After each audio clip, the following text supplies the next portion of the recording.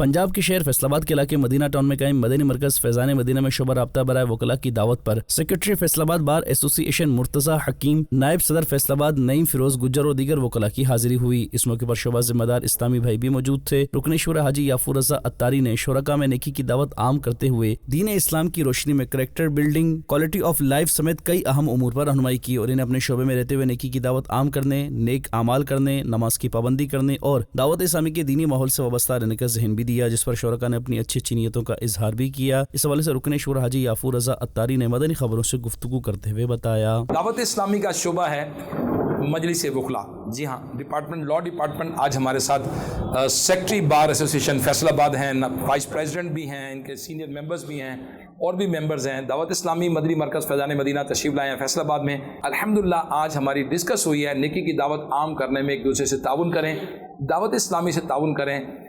बड़ी अच्छे अच्छे इरादे और नीयतें लेकर ये यहाँ पर मौजूद हैं और आइंदा के लिए भी इनकी बहुत अच्छी अच्छी नीयतें हैं।